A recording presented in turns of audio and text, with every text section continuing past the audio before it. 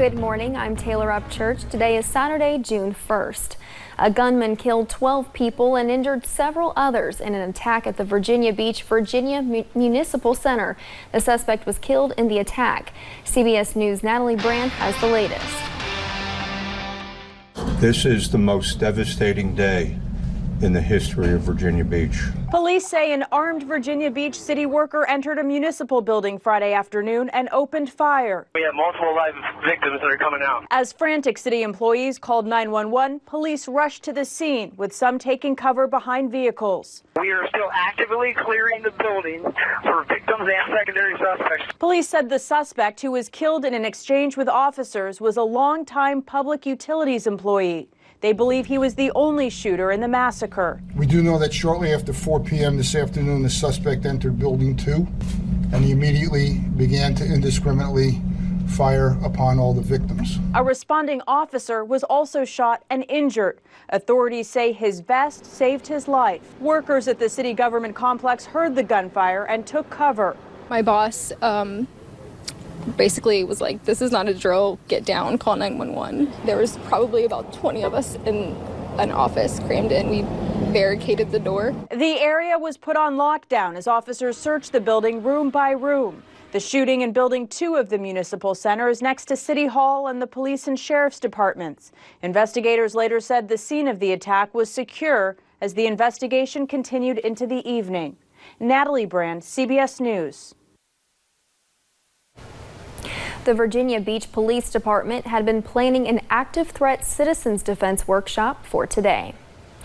And now let's check in with meteorologist Kelly McShane for a look at your weekend forecast. Kelly, how does it look out there today? Well, today we are going to be feeling pretty good out there for the first day of June, but right now we're looking at a little bit of patchy fog. So let's go ahead and show you that visibility right now. A lot of folks seeing 0 miles of visibility, a lot of folks even under 1 mile, under 5 miles of visibility. All of those are significant, so be sure to use your low beams out there and just be sure to give yourself plenty of extra time as you travel this morning. Now here, let's take you to Perry County. Out here, the WYMT studios, you can see plenty of thick fog right outside of our front door, but then check it out, Buffalo Mountain, not seeing too much, so especially in those valley regions, that's where we're seeing that patchy dense fog. So once again, just be careful as you head out on this Saturday morning. Temperatures around the region a little bit on the cooler side, temperatures into the mid to upper 50s throughout the region, so you're going to want a light jacket as you step out for your Saturday morning. Satellite and radar, though, we've been dry for the last 6 hours and we've even been clear. However, we're just dealing with that patchy fog, but above that fog is plenty of sunshine waiting for us later on this morning. So just be patient. We will see that sunshine very soon. A nice Saturday is on the way for us here in eastern Kentucky, and especially with those seasonable temperatures. I'm very excited to tell you guys about our temperature forecast, but we do have some scattered chances for Sunday. I'll break those down in my full forecast in just a little bit. Taylor. All right, thank you, Kelly. Earlier, we learned police in Tennessee were alerted to a possible Nicholas Rucker sighting. That is southwest of Knoxville. The sheriff says a CSX employee called them when he noticed a man matching the murder suspect's description near a train. Police checked but did not find anyone, but could tell someone had been in a boxcar. So if he goes to another state, no matter if he has any encounter with law enforcement, they're going to know he's wanted here, and we'll have the ability to go get him and bring him back here. Police say Nicholas Rucker shot and killed Vicki Connor last week in the Woodbine community of Whitley County. And yesterday we learned a man died following a mining accident in Harlan County. We first told you about Matt North earlier this week.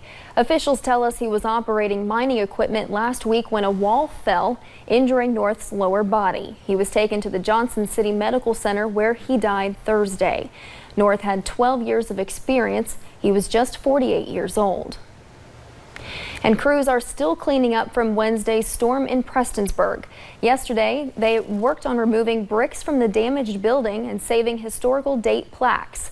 Mayor Les Stapleton says he's proud of the countless agencies that continue to pull together for the city. That day it happened, our public works, our public parks, our fire department, our police department, landscaping department, they were all out working a lot of hours. If they could handle a chainsaw and could drag brush, we had them out working that day. Stapleton says in the coming days they hope to get downtown back to normal once again. And family and friends said their final goodbyes to Michael Coleman. He died when that roof came off and landed on his truck. Visitation was Friday evening. A Masonic service is today at 7.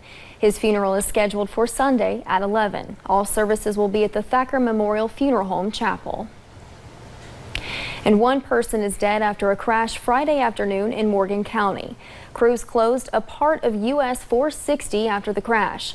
Officials tell us it happened in the White Oak community. We do not know what caused the crash or the name of the person that was killed. US 460 East reopened yesterday evening. And Paintsville Fire Department members are mourning the loss of one of their own. Franmore Woods died on Wednesday. Yesterday, loved ones gathered for her funeral. WYMT's Macy Marie talked to her co-workers who say she was one of the hardest working people they knew.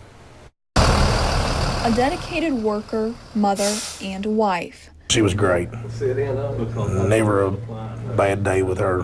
Always a smile. Franmore Woods died on Wednesday from health complications. She was a firefighter and paramedic with the Paintsville Fire Department.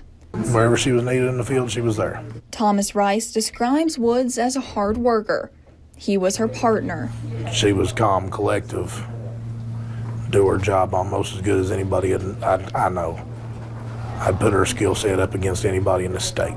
The pair were partners for 5 years, but Woods' time in the department began long before that. She became a firefighter more than 25 years ago. At that time, there wasn't a whole lot of women in the field. She had grit and determination. Her co-workers say she could be a spitfire when needed. She's the toughest woman I knew. But she could also be one of the kindest. She was all about helping people. Her life spent serving others. In Johnson County, Macy Marie, WYMT Mountain News.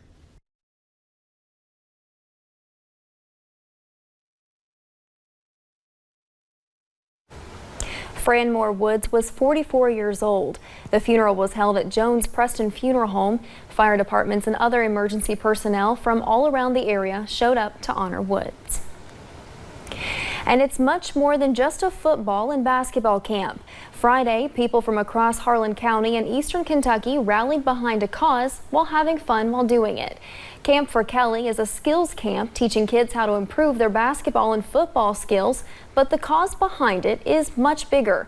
The funds raised from the camp go to support Kelly McNeil and her family. She's a former Harlan Countyan battling breast cancer. Those who put this event together say Kelly is an inspiration to many. She's not trying to hide, that she has cancer, and she's smiling ear to ear. And I don't see how she keeps that perspective, but she's just that kind of person. She's always up. A basketball session was held in the afternoon for kids at the camp. Once we learn the total dollar amount raised at the camp, we will update that on WYMT.com. And a local medical center is now offering free health screenings weekly.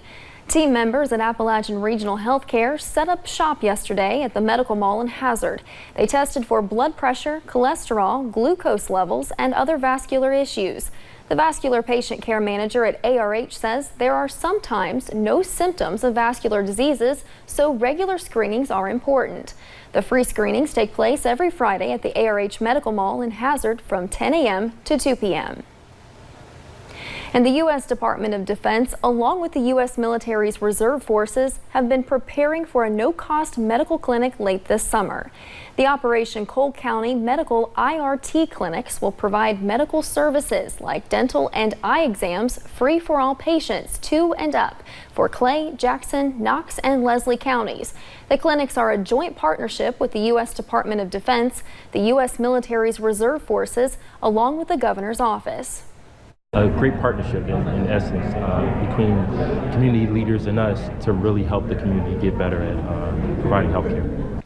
The 5 clinics will be August 3rd through the 10th from 8 a.m. to 4 that afternoon in different locations within the 4 counties. Now, there's been some confusion surrounding the future of Jenny Wiley Theater in Prestonsburg. However, Mayor Les Stapleton says there's nothing to worry about, and possibly there are many moving parts which could be the source of the confusion. Stapleton says he hopes to see this mountain tradition thrive. The amphitheater is history. It's local history, it's statewide history. There's only 2 left in the state, us being one of them. Mayor Stapleton says there are exciting things planned for this summer. For more information on upcoming productions, you can visit our website, WYMT.com. Coming up on Mountain News this morning, if you are a fan of Orange Cream Ale 8, you'd better snag it while you can. And coming up in sports, the NCAA Regional Tournament is underway and the KHSAA is set to begin semi-state. Today is the first day of June and our temperatures will actually be seasonable. I'll have the temp trend along with rain chances in my full forecast next.